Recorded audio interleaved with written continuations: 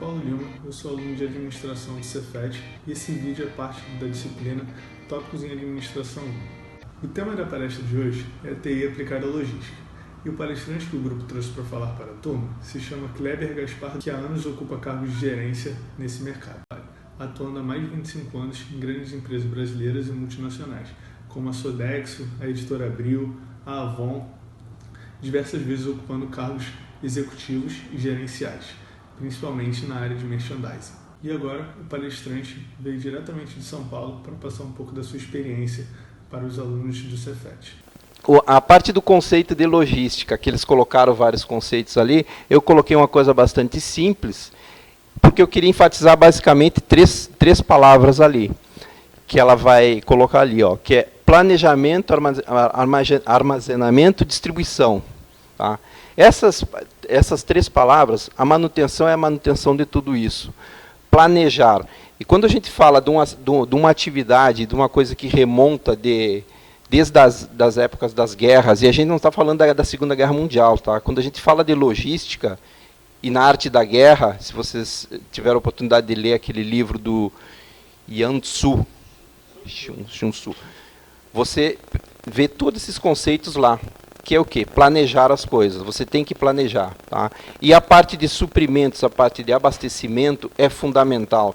Você tem um contingente enorme de pessoas na frente, numa linha de batalha, e essas pessoas precisam de munição, essas pessoas precisam de armas, essas pessoas precisam de comida, precisam de vestuário.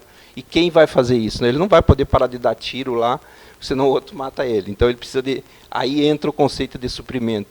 Então muitas guerras foram vencidas e foram perdidas por uma área de supply, uma área de suprimentos. Inclusive Napoleão perdeu a guerra por suprimentos e a Segunda Guerra Mundial foi vencida em cima de uma falha operacional, de uma falha de não conseguir atender os seus exércitos. Tá? Então, claro que é muito simplista isso que eu estou falando, mas isso foi extremamente relevante e decisivo nessas guerras. Tá? Que o João colocou, as fases ali. No pós-guerra, nos anos 50, o que aconteceu? O mundo estava destruído, a Europa toda dizimada, o parque industrial todo foi destruído, foi bombardeado, não existia mais a indústria estava sucateada.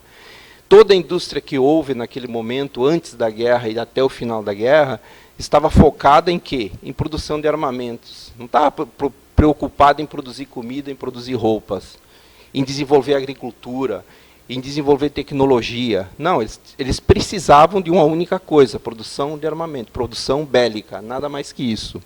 Então, o que acontece? Você tem uma demanda, falta de produtos, a indústria está sucateada, os métodos produtivos estão absolutamente ultrapassados, porque ninguém se preocupou em evoluir. Comunicação, então, nem se fala. Tecnologia, comunicação, nada. Então, o que você tem ali como objetivo nesse momento? Entrega de quantidades. Quanto mais produzir, melhor. Qualidade? Não sei. Diversidade? Não precisa. Preciso de volume. As pessoas precisam comer, as pessoas precisam vestir, as pessoas precisam morar. Então, temos que reconstruir. Era esse o objetivo. E, obviamente, os custos de transporte sempre impactam. Sempre impactaram. E quando a gente fala de custos, não são só custos financeiros, são custos estruturais, são custos de ter equipamento, são todas essas necessidades que realmente naquele momento estavam bem precárias. E aí o que eu coloco, a minha abordagem em relação ao que o João, o que o Rafael e o que a Isadora falavam, eu vou tentar fazer uma conexão com a tecnologia.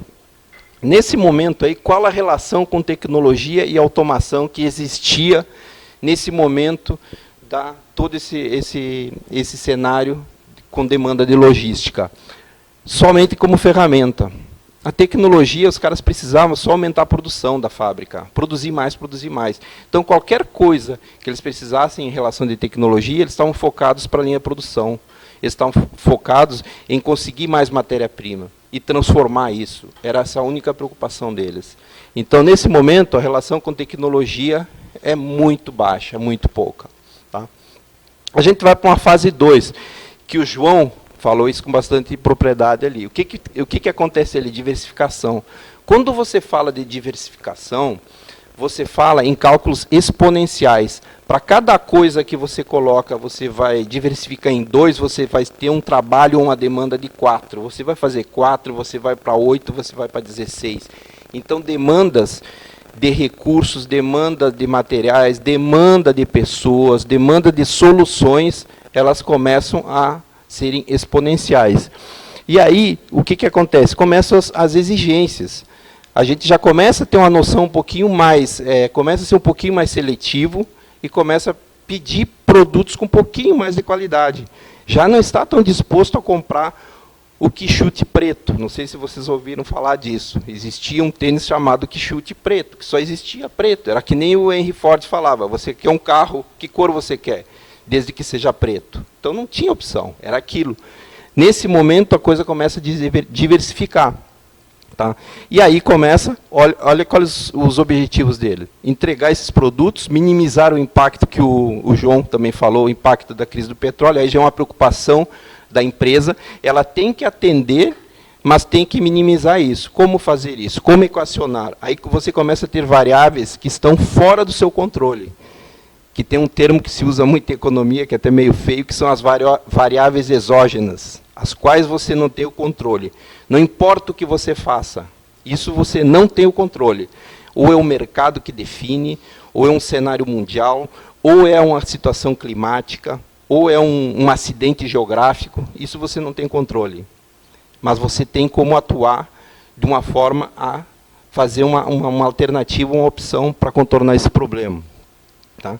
E gerenciar esses custos, essas novas expectativas, que aí começa, quanto mais pede, mais custo, mais problema, mais produção, mais diversificação, mais riscos, começam aí a se tratar de situações de risco, seja ela riscos internos como riscos externos, de transporte, risco de carga, uma série de coisas. Qual a relação que a gente começa a perceber aí da tecnologia com todo esse cenário? O que a gente pede aí? A tecnologia começa a ser uma opção, uma alternativa e uma solução. Ela não é mais uma coisinha simples, ferramenta, que se der eu uso, se não der eu não uso. Por quê? Porque aí as empresas e o mercado começam a perceber que, com a tecnologia, você consegue superar inúmeros obstáculos de uma forma economicamente viável. Porque até então você não estava muito preocupado com isso. A partir desse momento a coisa começa a virar uma necessidade. Porque você produzir mais, você produzir com diversidade, você produzir com maior qualidade, necessariamente vai impactar em custo. E o teu consumidor está disposto a pagar isso? Provavelmente não. Então você vai ter que compensar e buscar alguma alternativa para conseguir essa solução. E aí, nesse momento, a tecnologia começa a andar. A gente está falando na década de 70, nos anos 70, 60, 70, até 80, a coisa é bastante embrionária. Aí depois a gente muda para um outro cenário, para uma fase 3, que é as melhorias de tecnologia anos 80. Vocês sabiam que a internet nasceu nos anos 80? A internet é um sistema de comunicação que era basicamente o quê? Aí volta a história, era militar, certo? Foi desenvolvido para um sistema de comunicação militar. Então a gente começa a falar em cadeia de suprimentos. Então a gente já deixa aquele conceito mais elementar, mais básico, de cada um faz a sua parte, e começa a entrar num cenário da coisa já mais agrupada, um cenário de fazer as coisas em conjunto, e das coisas começam a ter dependência uma da outra. Se você é eficiente, a próxima área que depende de você seguramente será eficiente. E você, se você não for eficiente, você vai gerar um problema na tua cadeia. Então começa essa parte aí. Essa parte de comunicação, EDI. EDI é o que a gente chama, que é a parte de intercâmbio eletrônico de informações. Antes a gente trabalhava com as coisas tudo manual. Uma nota fiscal era manual, um sistema de comunicação com a Secretaria da Fazenda, com o ICM, com todos esses processos que existem, que são necessários, aliás, são legais e são obrigatórios, não tem opção. Eles eram manuais. Então, vocês seguramente não acompanharam isso, eu sim, de ter escritórios com um monte de gente para fazer determinadas tarefas manuais. fazer documentos, preencher ficha, fazer nota fiscal, descarbonar nota. Vocês nunca ouviram falar nisso. Vocês não sabem que nota tinha carbono. O que é papel carbono? Vocês nem sabem o que é isso. Vocês já ouviram falar em mimeógrafo? Em quê? Em filme de época, né? Claro.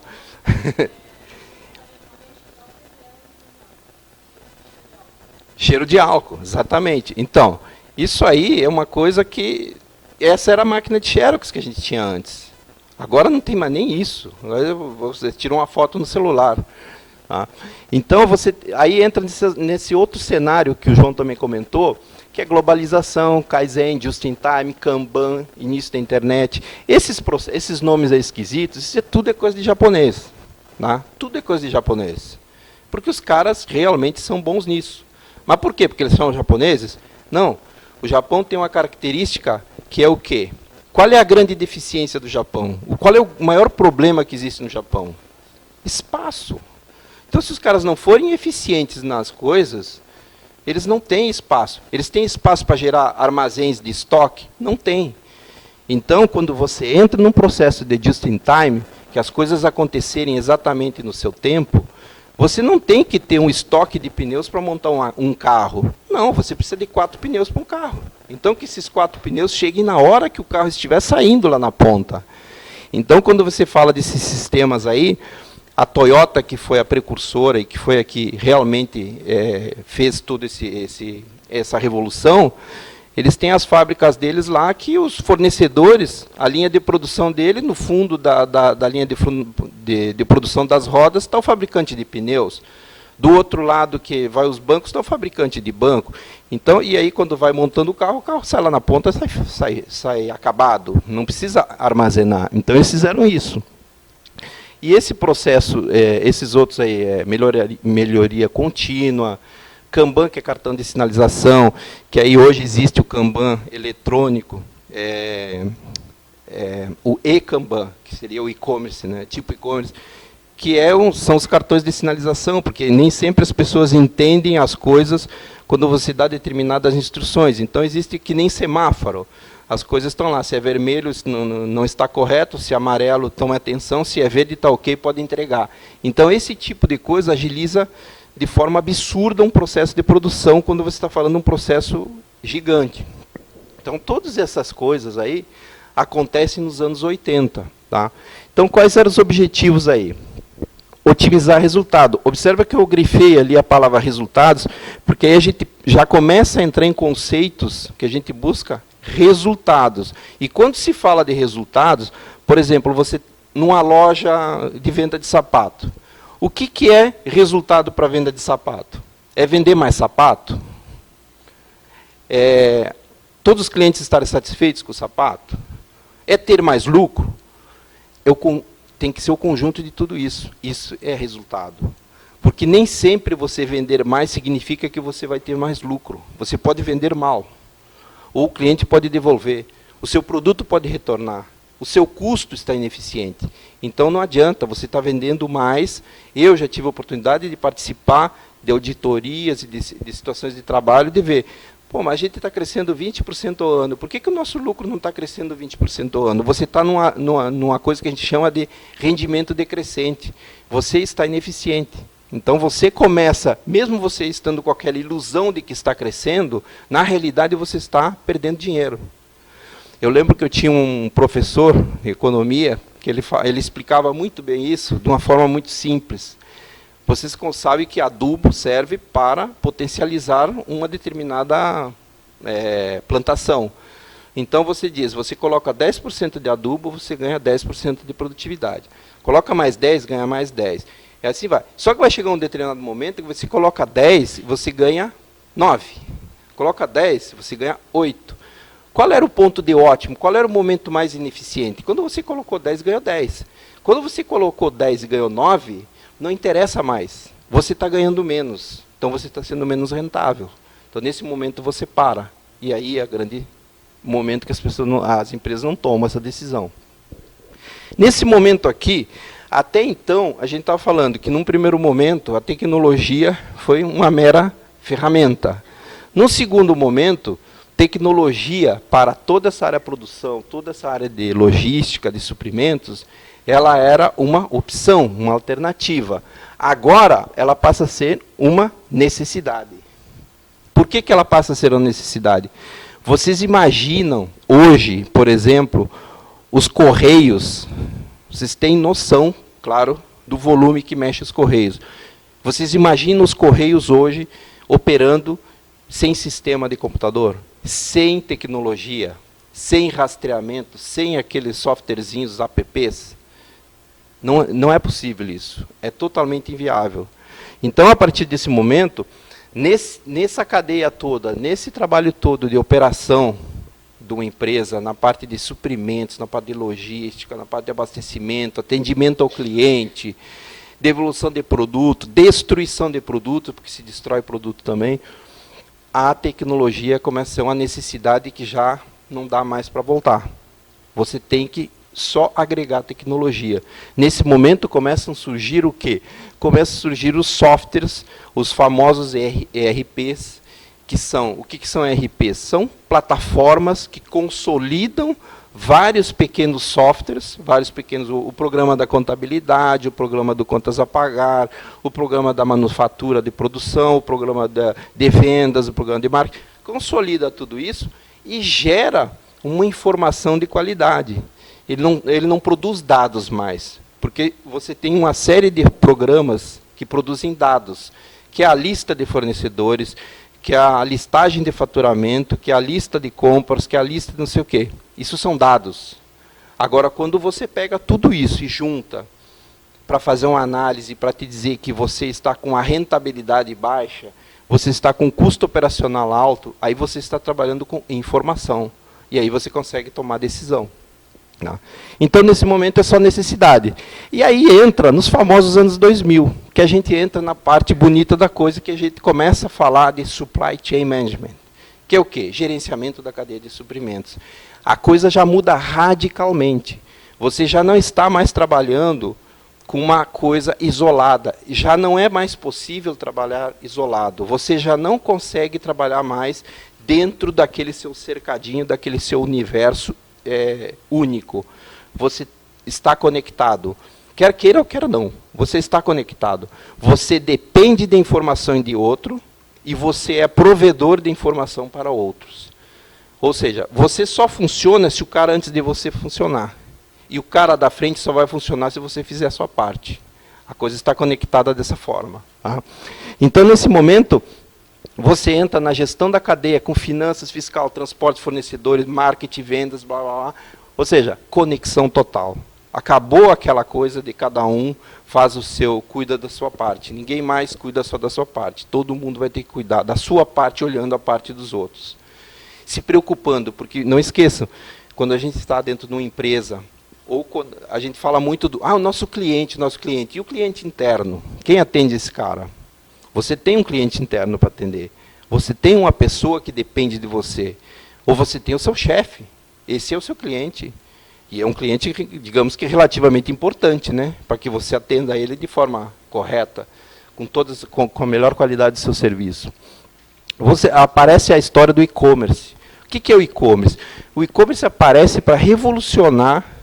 Quando ele apareceu, ele simplesmente revoluciona a relação consumidor-produtor, consumidor-vendedor.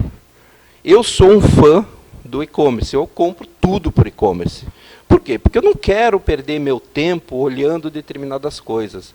Eu já entro, já seleciono, e quando eu tenho que comprar fisicamente, eu olho muito antes, eu avalio muito antes, para quando chegar lá, eu sou pontual. Chego lá e quero isso e acabou, não tem muita conversa. O e-commerce revoluciona isso, porque o e-commerce não mais é um vendedor de loja. Vocês devem receber, por dia, uns 200 pop-ups ou coisas no celular de vocês, que vocês nem imaginam de onde veio. Mas vocês entraram em alguma coisa na internet, e vocês pesquisaram determinada coisa, e vem aquela informação para vocês de que uma propaganda. O que é essa propaganda? Isso são algoritmos que estão atrás disso aí. Existem algoritmos atrás disso aí, pesquisando, pegando IP, pegando uma série de coisas. E quando você demonstra interesse por alguma coisa, isso chega para você. Então já está induzindo você a comprar. E a parte mais interessante do e-commerce é toda essa parte de supply, toda essa parte de abastecimento, toda essa parte de logística, que ele quebra com uma situação que existe no comércio convencional, que é o investimento em estoque. Hoje, eu não sei se vocês percebem isso, ou já compraram dessa forma, vocês entram na Americanas e vocês vão comprar determinada coisa que é vendido pela Americanas, mas é entregue por uma outra loja. Vocês já perceberam isso? Já perceberam? O que é isso? O que é isso? Isso é um nível de eficiência absurdo do ponto de vista logístico, do ponto de vista de investimento. A Americanas virou uma plataforma comercial. Só que antes, para a Americanas vender aquela garrafa de água, ela comprava a garrafa de água, estocava a garrafa de água, e depois disparava a venda, e depois, se não vendia, se a água tivesse data de validade, vencia, ele perdia, estragava. Eles ficavam com um ativo financeiro absurdo imobilizado ali. Hoje não é mais assim. Então, isso gerou uma economia muito grande que as empresas reinvestiram em outras atividades, que é a parte comercial, a parte de marketing, a parte de novos produtos, de diversificação. Tá? E essa parte de logística, nesse cenário todo, ficou pulverizada. Cada um faz o seu. Não tem que esperar juntar tudo num lugar para botar dentro de uma caixa gigante e disparar uma entrega. Não. Comprou, fechou, manda. Acabou, não tem mais. Isso se torna muito mais eficiente, muito mais ágil. E com isso, obviamente, gera muito mais retorno, gera muito mais recurso. Tá? Uma outra situação que acontece é a parte de comunicação, segurança, velocidade, que aumenta assustadoramente, mas não por acaso. Houveram investimentos maciços e pesados nisso. Onde? Em hardware e software. Ou seja, as máquinas melhoraram. Hoje os computadores têm uma potência absurda, que há 15 anos atrás, vocês já viram falar nisso, às vezes aparece aí, que quando o homem foi à Lua, o computador que tinha na Soyuz lá tinha 64K de memória. 64K de memória, esse relógio aqui tem 1 GB. Então, era uma coisa totalmente absurda de tecnologia. Tá? Agora não, a gente tem, e as coisas, e vocês percebem que as coisas evoluem em saltos cada vez em intervalos menores. Tá? Quando as coisas evoluem, por exemplo, saiu do... Vocês não sabem, eu não sei se sabem o que é. Quando saiu do telex para o fax, foram 10 anos. Quando saiu do fax para o e-mail, foram, sei lá, 4, 5 anos, ou 6 anos. Quando saiu do e-mail para o WhatsApp, no caso foi o ICQ, não sei se vocês lembram, não sei se alguém lembra, só se tivesse alguém de TI aqui, que era uma plataforma de comunicação também, que nem o WhatsApp, um pouco mais rudimentar, mas era fantástico. E tudo isso aconteceu em intervalos cada vez menores. Tá? O que o João falou da logística reversa, isso é interessante, que isso está conectado com a preservação do meio ambiente. Porque existe um apelo muito forte em relação à preservação do meio ambiente. E não é um apelo simplesmente, digamos assim, televisivo. A coisa economicamente é extremamente impactante. Hoje as empresas que se preocupam com o meio ambiente não pensem, não, que elas querem salvar as baleias, os golfinhos. Não é isso. Aliás, a gente, como ser humano, a gente sabe, a gente sempre tem um interesse nas coisas. Se a coisa deu retorno, a gente faz. Não é simplesmente porque é bonito. Então, quando você fala de logística reversa, você está falando também de preservação do meio ambiente. Vocês já ouviram falar na parte de créditos de carbono, isso aí que são créditos que empresas que poluem muito tem que comprar determinados créditos, e tem empresas que são altamente desenvolvidas na parte de preservação do meio ambiente, e nessa parte de reciclagem, então essas coisas que essas empresas podem vender esses créditos para outra empresa. Pega empresas aí que jogam fumaça, vai lá em Cubatão, em São Paulo, você tem uma meia dúzia de fábrica lá que larga dióxido de carbono direto para o céu. Tá. Passa ali o... Agora aqui, nessa quarta fase, a gente muda radicalmente os objetivos. Acabou aquela história, eu quero vender mais, eu quero faturar mais, eu quero ser a maior empresa. Não. A gente começa a querer agregar valor. A gente muda conceito, agregar valor, superar expectativas. Por quê? Porque o teu concorrente vai entregar algo. Se você não entregar algo melhor que ele, poucas chances você tem de superá-lo. Tá? Criar relacionamento, fidelidade. Então, a partir do momento que antes você vendeu, ok, tchau. Agora não. Quanto custa um cliente novo e quanto custa você manter um cliente que já comprou de vocês? A conta é de 3 para 1. Então, para você trazer um cliente novo, por exemplo, você gasta um valor. Para manter 3 clientes comprando de você, você gasta o mesmo valor que gastaria para trazer um cliente novo. Pô, é mais inteligente você preservar o que você tem. É economicamente muito mais interessante você preservar o que você tem. Então as empresas já começam a se preocupam com isso. E, obviamente, gerar negócios. Hoje, quando a gente compra alguma coisa, quando acontece alguma coisa na internet, nunca é uma coisa só isolada. Sempre tem alguma coisa periférica que vem ali para você. Uma oferta, um outro produto, um outro serviço, sempre eles acham uma coisa para você. Então, isso é uma realidade. Qual é o relacionamento disso hoje, da tecnologia, com todo esse cenário? Você juntou as 4 fases. Você teve, num primeiro momento, em todo esse cenário, que era meramente uma ferramenta. Num segundo momento, você tinha uma solução. Você aceitava aquilo como solução. Num terceiro momento, você vê aquilo como uma necessidade. Opa, já acendeu uma luz de alerta.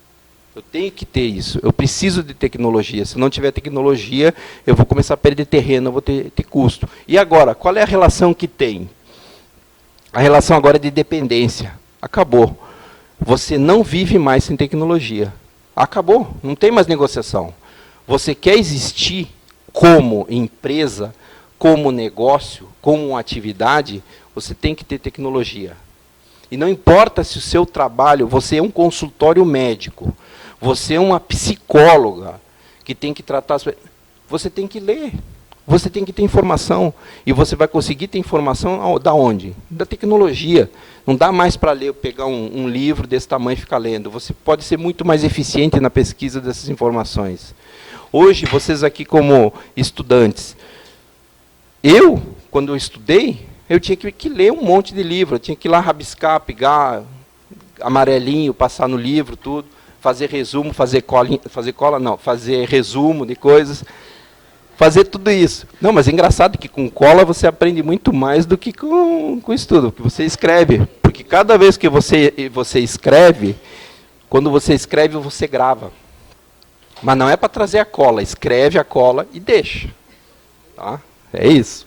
Tá? Então, é isso aí. Tá? Agora, em relação a todo esse cenário de uma empresa, e quando você fala de logística, você fala de suprimentos, você fala, tudo é uma coisa só. Acabou aquela história de cada um estar separado num escaninho, está todo mundo junto. Tá? Agora, eu vou falar uma coisa para vocês, agora só para descontrair. Você sabe que já existiu a vida antes do Waze e do Google Maps, para a gente se deslocar dentro de uma cidade, para a gente fazer um plano de viagens. Existia isso. Como que te localizar, identificar ponto de interesse, roteirizar uma entrega, identificar a rota de ônibus e planejar viagens. Vocês imaginam como que era isso antes? Tipo há 25, 30 anos atrás. Alguém tem uma ideia de como se fazia isso? Mostra aí para ele. Olha que maravilha da tecnologia. Era isso aí. E esse é um dos exemplos que a gente consegue trabalhar, que é uma coisa que realmente se converteu numa tecnologia, que hoje está ali no Waze, está ali no Google Maps, em outros aplicativos de mapas, mas é exatamente aquilo. Se vocês pegarem, se vocês quiserem, a gente testa. Eu pego o guia de ruas do Rio de Janeiro, vocês pegam o Waze, e eu não conheço muito o Rio de Janeiro. Eu vou chegar no mesmo lugar que vocês, porque eu sei usar aquele mapinha lá. Ó. Aquele mapinha lá é o que guiava a gente dentro da cidade. Aquele mapa tem todas as ruas, tem os pontos de interesse. É que eu não consigo ler daqui, porque está meio ruim ali. todos os bairros do Rio de Janeiro, tudo. E aquilo ali foi transferido para ferramentas digitais. Que aí é muito mais fácil. Você vê a rota lá, né? E a moça lá falando, entre a direita, entre a esquerda, lá. Antes, claro, ali a única deficiência que tinha é que a gente precisava de um copiloto. Porque não dava para olhar o mapa e dirigir ao mesmo tempo. Aí você levava alguém do lado e dizia, entra à direita, a rua próxima. Mas é a mesma coisa. Tá? Então existia. E isso aí se converteu numa situação... eu cheguei a trabalhar, eu tive experiência de fazer roteirização de entregas nesses mapas. Como que a gente fazia? A gente pegava esse mapa, abria todo ele grandão, e aquilo ali está em escala. Então você pega, como que você faz? Você traça aquele roteiro com uma linha de lã, vai colando a linha. Depois você pega essa linha e mede, vai te dar distância. Exatamente o que está ali, ó, aquele roxo ali, a gente fazia com a linha. E chegava no mesmo lugar. Dava um pouquinho de trabalho, mas a gente conseguia. Tá? Muda aí, Zana. Vocês já ouviram falar nesse desenho aqui, os Jetsons? Quem já ouviu? Já ouviu? Então você sabe, né, que isso aí que se passava no hipotético ano de 2062. Pô, só que na minha época, 75, que eu já assistia bastante TV, eu assistia isso, pô, em 75, você está em 2062, são quase 100 anos à frente. Aí tinha lá o carro voador, a teleconferência, olha o jornal dele, digital. E tinha uma máquina, que era a que eu mais gostava, era essa aqui, ó, a máquina para responder questões. Na realidade, era a máquina para responder questões matemáticas, porque o menino ali era meio... Ele gostava de fazer os temas da escola na maquininha. Isso aí era uma coisa que a gente olhava, era totalmente fora de uma realidade. Certo? Isso aí era uma coisa, assim, uma utopia totalmente... uma ficção da mais absurda. Só que aí, o carro voador, previsão de venda do Brasil em 2020 de uma empresa sueca. Vocês já viram esse carro? Vocês já viram um carro voador, não viram? Vídeos, filmes. Tem, pelo menos que eu já vi, tem 5. Tem 5. Não, o carro voar. Ele voa. Aquele carro ali, tá vendo que tem uma rabeta lá atrás? Ali atrás tem uma hélice, ele tem asas. Hã? Não. Ele decola, que nem um avião. Ele pousa, fecha as asinhas e sai andando. Como um carro, guarda na garagem. Claro que é protótipo, claro que é uma coisa, mas existe. Então, o que acontece? A gente já fez isso 43 anos antes. Tipo, os Jetsons estão defasados. Tá? Ah, não, aí ia ser complicado. Lembra aquele cara ali conversando e normalmente ele estava brigando com o cara lá, o Jetson. Que ele era o chefe e ficava brigando com ele por teleconferência. Como que a gente está aqui? Videoconferência, em 2006, ela já era comercialmente utilizada. Quanto tempo deu isso aí? 56 anos. 56 anos antes a gente já conseguiu esse tipo de tecnologia. O jornal digital, quanto tempo aí? O Jornal do Comércio, em 1994, foi o primeiro jornal que foi colocado online. Tá? Quanto tempo deu aí? Puta, quase 70 anos. Tá? É muito tempo. Esse cara aqui, a máquina de responder questões, tem o Siri. Ele não faz isso? Quando você pega lá e pergunta, Siri, onde eu vou, não sei o quê, ele responde. Você fala alguma coisa, ele te dá uma resposta meio atravessada, mas dá. Mas normalmente ele responde. Quando foi feito isso aí? 50 anos antes. Então, quando se fala de tecnologia, tanto faz em qualquer área, a gente anda a passos muito mais. A velocidade é muito grande.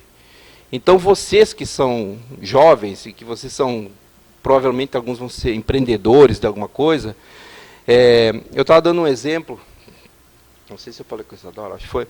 Em São Paulo existe uma área que é do Banco Itaú, que ele fomenta a empreendedores, o pessoal de startups.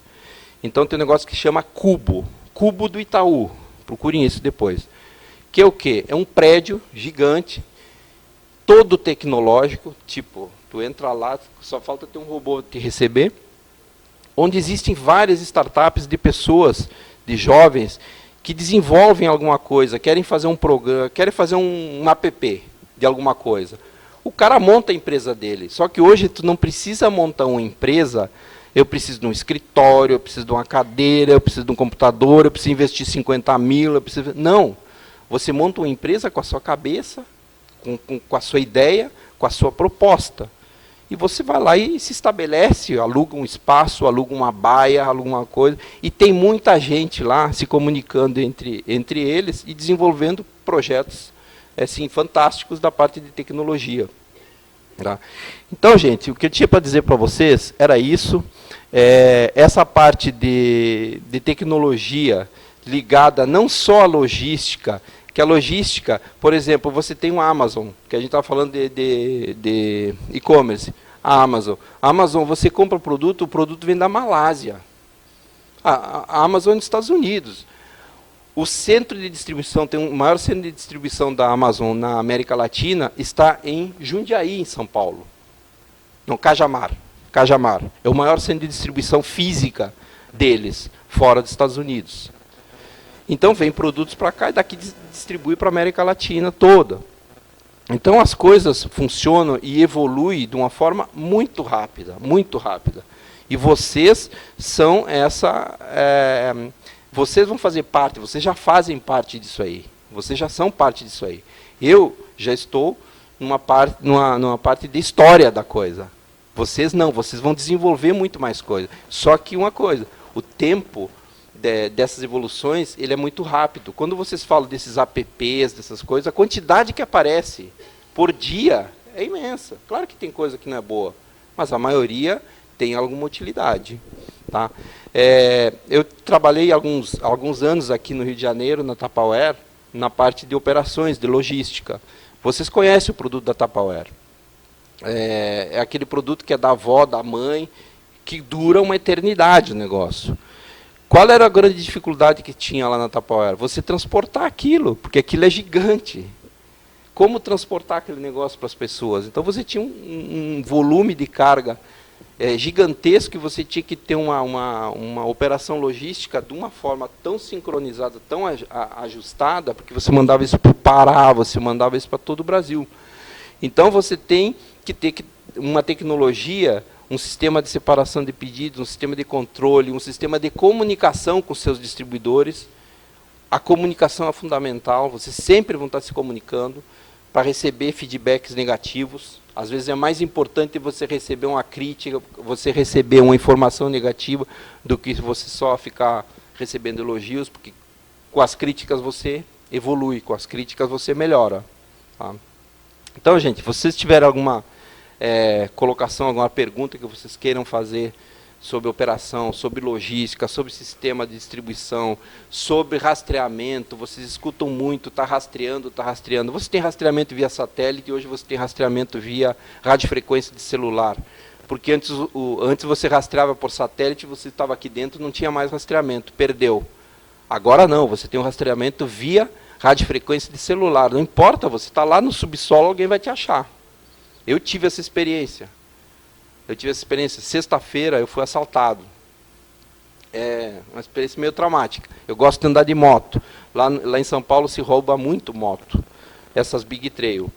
Eu nem tinha que estar nesse tipo de moto. Eu tinha que andar era de scooter. Não tinha que andar de moto, de Big Trail. Mas não, quis dar uma de bonitão. Me pegaram na Marginal Pinheiros, que é como se fosse a linha amarela. Me pegaram com arma, com tudo, e tomaram a minha moto. Tudo bem, não aconteceu nada. Eu fui embora. Eu saí da pista, porque me deixaram no meio da pista, um carro me deu uma carona, eu fui até perto do Shopping Morumbi, que fica 10 minutos, casualmente tinha um carro de polícia. Eu liguei do carro de polícia para a minha seguradora. A minha moto tem rastreador, só que não é rastreador via satélite, é esse rastreador. Por quê? Porque os caras pegam, quando tem rastreador via satélite, ele desliga a bateria. Acabou, perdeu o rastreamento, ou se não, joga uma lona por cima do carro, acabou o rastreamento. 42 minutos depois, a moto estava na minha casa. Tudo bem, depenada. Arrancaram o baú, arrancaram o GPS, arrancaram tudo, mas tudo bem, a moto estava lá. Eu não vou andar mais, porque senão eu vou me separar, minha mulher vai me mandar embora. Porque é perigoso, mas tudo bem. Agora, isso aí é uma tecnologia. Isso é uma tecnologia. E isso está sendo usado em várias coisas, não é só isso. O rastreamento de pacotes, você pega um pacote, uma embalagem de qualquer coisa, você coloca, tem etiquetas com rastreamento. Você tem uma etiqueta, que é um produto israelense, caro, que você coloca. Por exemplo, quem entrega esses relógios, essas coisas de alto valor agregado, essas empresas que têm alto valor agregado, muitas vezes você compra um produto e você não sabe que ali dentro tem um rastreador. Mas tem uma etiqueta lá dentro. Aquela etiqueta tem um chip. Você não sabe, mas tem. E isso aí dá rastreamento. Para caso de roubo, compra um Rolex lá de 50 mil, vale o rastreador, né? Porque senão... Então é isso, gente.